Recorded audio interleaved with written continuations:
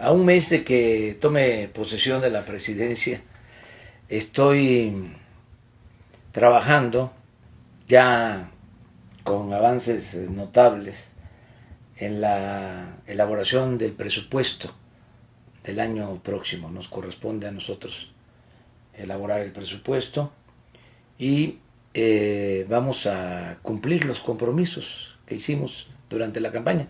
Estoy contento en ese sentido, satisfecho, porque nos va a alcanzar el ingreso, lo que se recaude, lo que ingrese a la hacienda pública para financiar el presupuesto, el gasto del año próximo.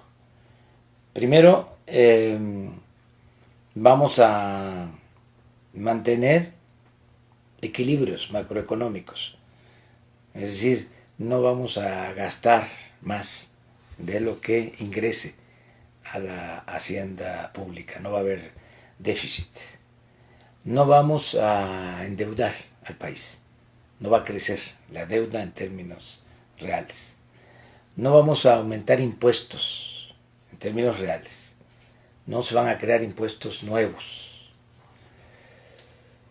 no van a haber gasolinazos, vamos a mantener los precios de los energéticos. Solo se va a agregar el componente de inflación, pero no va a aumentar en términos reales el precio de la luz, del gas, del diésel, de las gasolinas.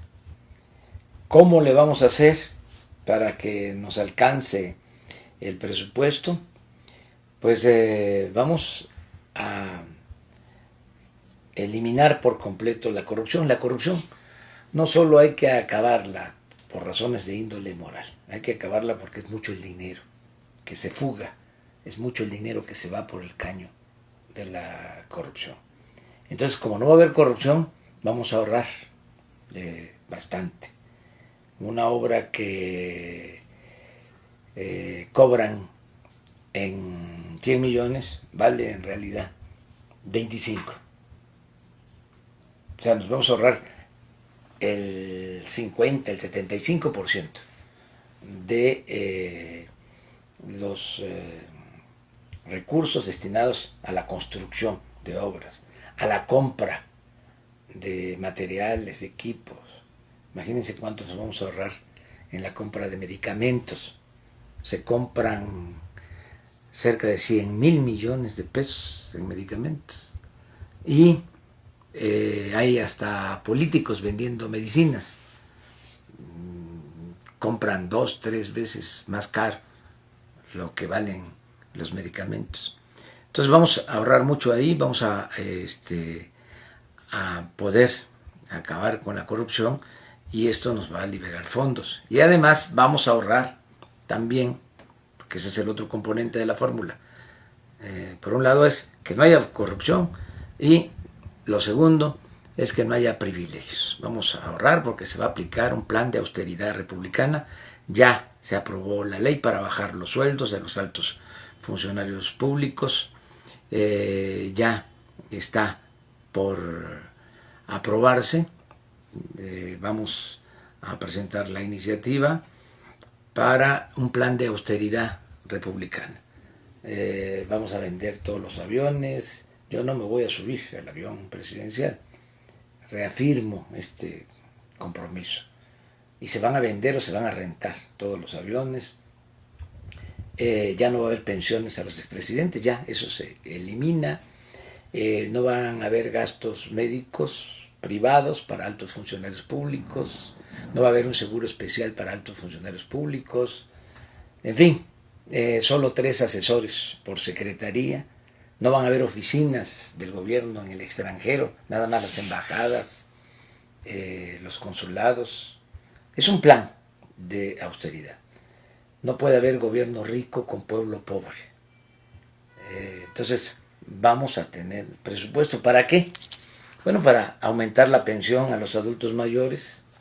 Solo este programa va a significar una inversión que no gasto de 120,000 millones de pesos al año y nos va a alcanzar. 1 millón de discapacitados pobres van a tener una pensión igual que la de los adultos mayores. Van a recibir 1,274 pesos mensuales. Esto significa una inversión de 12,000 millones de pesos. Van a haber becas para estudiantes de nivel básico. Los que estudian primaria, secundaria, de familias de escasos recursos económicos, van a tener una beca. 35,000 millones va a costar este programa. Van a tener becas también todos los estudiantes de preparatoria. Todos los estudiantes de preparatoria del país. Alrededor de 4 millones de estudiantes van a tener una beca mensual. Van a recibir becas 300,000 universitarios de familias también de escasos recursos económicos. Estos 300,000 universitarios van a recibir 2,400 pesos mensuales. Vamos a darle empleo a los jóvenes con el programa de aprendices. Se van a estar capacitando, van a tener trabajo, van a ser atendidos alrededor de 2 millones de jóvenes que van a tener trabajo, van a ganar 3,600 pesos mensuales mientras se van formando, mientras se van capacitando. Vamos a tener recursos para la reconstrucción, para apoyar a los damnificados de los sismos. Vamos a tener recursos para el desarrollo en colonias urbanas marginadas, para que no falten los servicios públicos indispensables, sobre todo el agua. Vamos a sembrar 1 millón de hectáreas de árboles frutales y maderables. Vamos a iniciar con 500,000 hectáreas este año que viene. Se van a dar 200,000 empleos. Se va a pagar el jornal a 5,000 pesos mensuales. Y van a estar sembrando los campesinos en su propia tierra, en sus parcelas, sean pequeños propietarios o ejidatarios. Vamos a crear 100 universidades públicas en las zonas más apartadas, en las zonas más pobres del país. Vamos a establecer precios de garantía para los productos del campo. Vamos también a entregar fertilizantes en las zonas más apartadas. Por ejemplo, en el estado de Guerrero, en la montaña, los campesinos van a recibir fertilizante gratuito. Ese es un compromiso. Va a haber un programa de crédito ganadero a la palabra. Se les van a entregar a los productores, pequeños propietarios, ejidatarios, 5 o 10 reses en lo individual con un semental, o si es un grupo de ejidatarios, de comuneros, 200, 300 reses con los sementales que se necesiten. Estos créditos son a la palabra, sin intereses, a pagar a 4 años con las crías. Vamos a iniciar el desarrollo del Istmo de Tehuantepec. Se va a mejorar la vía del tren y vamos a empezar ya con los proyectos de rehabilitación de los 2 puertos, tanto el de Salina Cruz como el de Coatzacoalcos. Desde luego que va el Tren Maya, 1,500 kilómetros. Tabasco, Chiapas, Campeche, Yucatán, Quintana Roo. Toda la zona maya, que es, lo repito, la zona arqueológica más importante, culturalmente hablando, la más bella del mundo. Entonces va el Tren Maya. Vamos a reactivar la industria petrolera, porque estos irresponsables tecnócratas dejaron caer la industria petrolera. Necesitamos extraer petróleo porque ya se llegó al colmo de que Pemex está comprando petróleo crudo. Estamos importando petróleo crudo. Ya para qué les digo más del fracaso de la llamada reforma energética y del fracaso de la política económica. Pero de esto no hablan los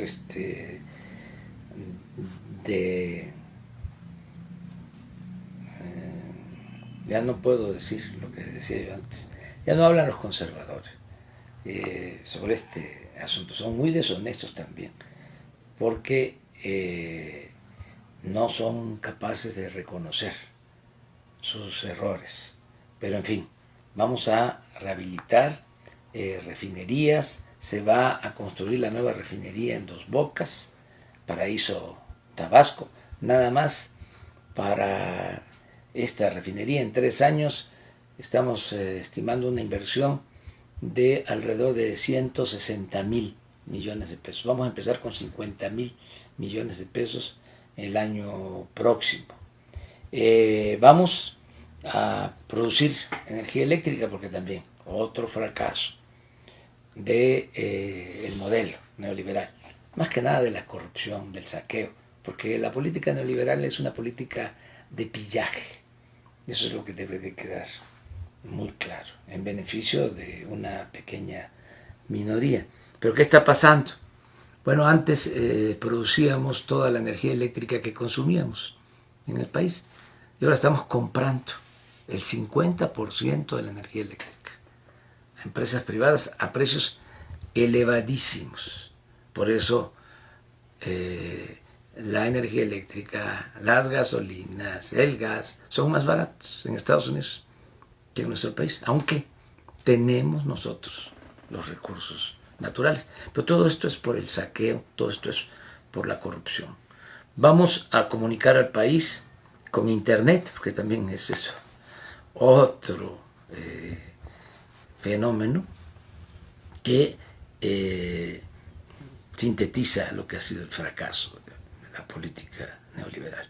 No es posible que solo tengamos comunicación por Internet, que solo tengamos conectividad para hablar por teléfono celular en el 25% del territorio nacional.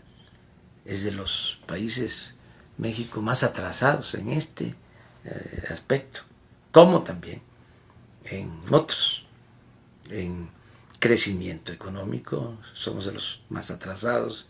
En corrupción, bueno, somos de los países con más corrupción en el mundo, desgraciadamente. Son los saldos de la política neoliberal, de la política entreguista, de la política antipopular que se ha venido imponiendo. Vamos también a garantizar recursos para la seguridad pública, porque es un problema grave, el de la inseguridad, el de la violencia. Ya tengo bien definido el plan para garantizar la paz, para que no haya tantos homicidios, que no haya robos, que no haya secuestros, que no se padezca de inseguridad y de violencia en el país. La semana que viene voy a dar a conocer ya el plan de seguridad nacional. En materia de salud tenemos que actuar porque es un desastre. Los centros de salud están abandonados, no hay médicos, no hay medicinas. Por cuestiones ideológicas, la derecha, el conservadurismo, los neoliberales, siguieron las instrucciones de organismos financieros internacionales y aplicaron las llamadas reformas estructurales. Esa es la agenda: reforma fiscal, reforma laboral, reforma energética, reforma educativa. Y por eso se lanzaron con lo de la llamada reforma educativa, para desprestigiar a los maestros, afectar la educación, todo por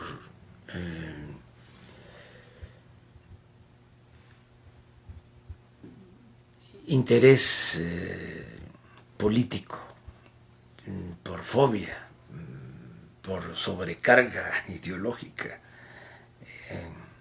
no realmente porque les preocupara la educación de los niños, sino para privatizar la educación y echarle la culpa a los maestros de todo. Bueno, yo les diría que sí está mal la educación en México, pero está peor el sistema de salud. Y nadie se metió con eso. Porque en el caso de la educación hay cobertura. Todo lo que es educación básica, sobre todo primaria, secundaria, 100% de cobertura. Hay escuelas, hay maestros, sí, con deficiencia, porque hay comunidades apartadas en donde un maestro o dos maestros tienen que atender los 6 grados. Y hay problemas de ausentismo, de maestros, todo eso.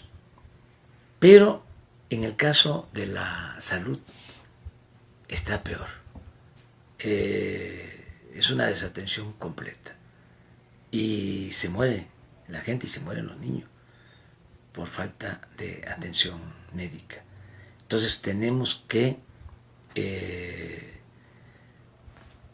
elaborar un plan de salud pública distinto. Eso que llaman seguro popular ni es seguro ni es popular, y es mucha la corrupción en la compra de los medicamentos, en la construcción de hospitales. Hay como 60 hospitales abandonados en todo el país. Entonces vamos a garantizar educación y salud a los mexicanos. Salud, atención médica, medicamentos gratuitos. Vamos también a construir caminos, utilizando mucha mano de obra en Oaxaca, en Guerrero,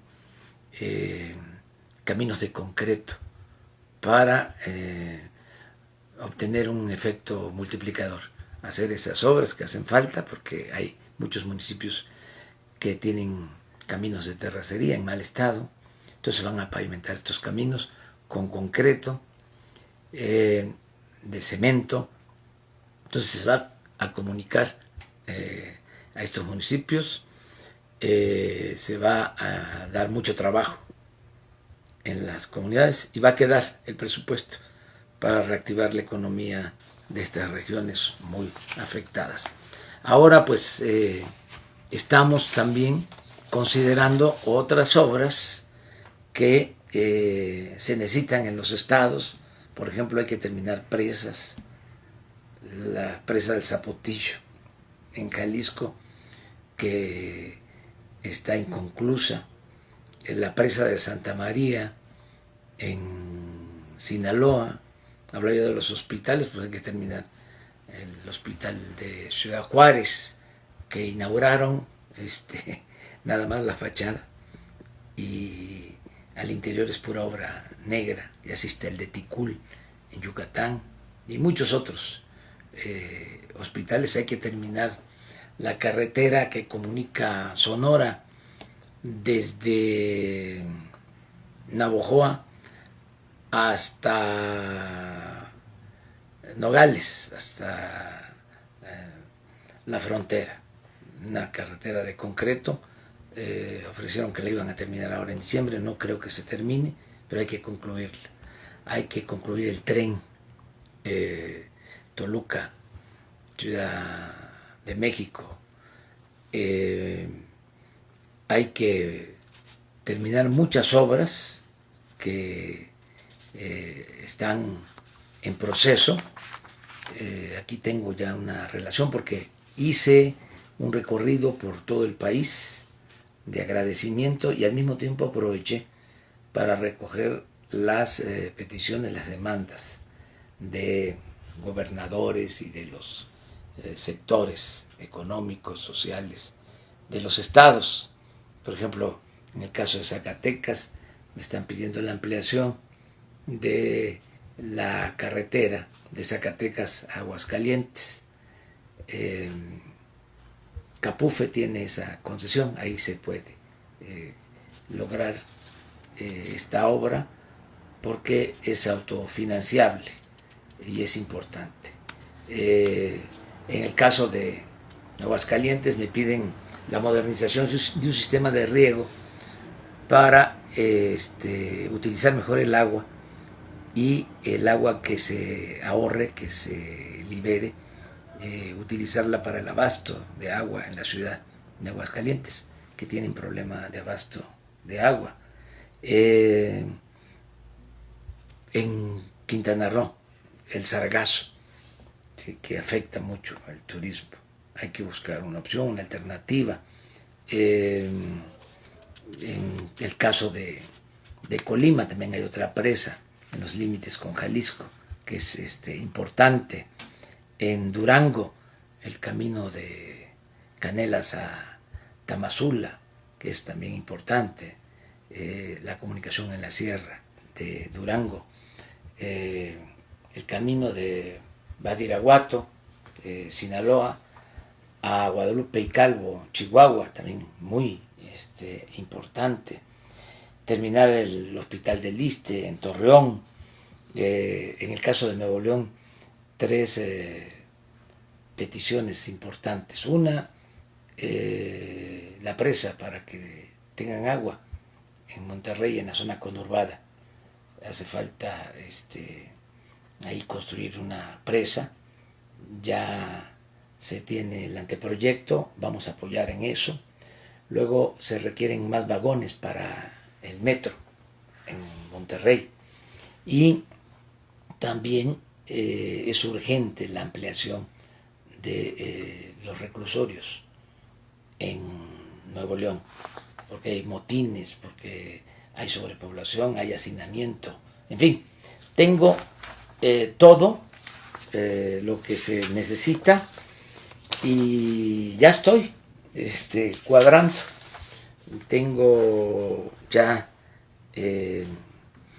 pues un cálculo. Esto me lo presentaron los próximos funcionarios de Hacienda de nuestro gobierno, Carlos Ursúa,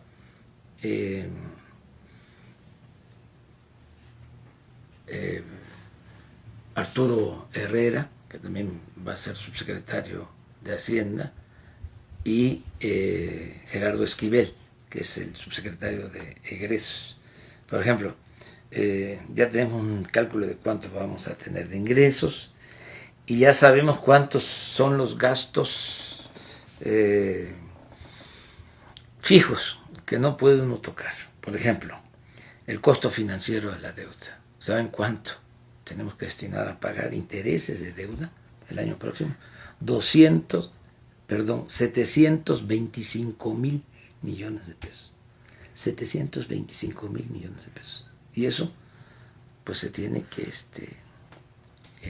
contemplar, porque la deuda es de un poco más de 10 billones de pesos. Y el servicio de la deuda, 725,000 millones de pesos. O sea, es otra manchita más al tigre neoliberal. Tenemos que contemplar las participaciones federales, lo que por ley se tiene que entregar a estados y a municipios, 703,000 millones de pesos. Luego las famosas ADEFAS, que son deuda que circula, 36,000 millones. Esto es intocable. Luego, servicios personales también no se puede tocar. Aquí nada más lo que estamos haciendo es bajando el sueldo de los de arriba y aumentando el sueldo de los de abajo, pero la nómina y los servicios personales implica un gasto de 1,252,000 millones. Esto se tiene que también tomar en cuenta. No se puede reducir más, ya está justo. Luego, pensiones y jubilaciones, fíjense, 928,000 millones de pesos. 928,000 millones de pesos. También no lo podemos tocar. Esto ha crecido bastante. El año pasado se estimó para ejercerlo este año, o sea, 2018, 823 mil millones, y ahora la proyección que tenemos es que se van a necesitar 928 mil millones de pesos, casi 1 billón de pesos para pensiones y jubilaciones. Aquí vamos a poner a un experto que nos cuide mucho estas pensiones, estas jubilaciones, que no se deterioren, que tengan los pensionados, los jubilados, que la garantía de que van a estar recibiendo su ingreso que por ley, por justicia, les corresponde. Y ya nada más estoy ajustando lo que es gasto de operación, subsidios y el gasto de inversión. O sea, pero ya estoy por terminar, a eso me estoy dedicando ahora. Hoy, día 1, he empezado a trabajar ya para el fin de semana tenerlo ya listo en lo general, y luego ya que los técnicos lo definan en lo particular. Pero ya tengo mi marco básico a partir de la clasificación económica de presupuesto. Así voy a terminar la semana. Yo voy a seguir trabajando en Palenque. Voy a ir ahora por el Día de Muertos, voy a ir a visitar a mis finados. Muchas gracias.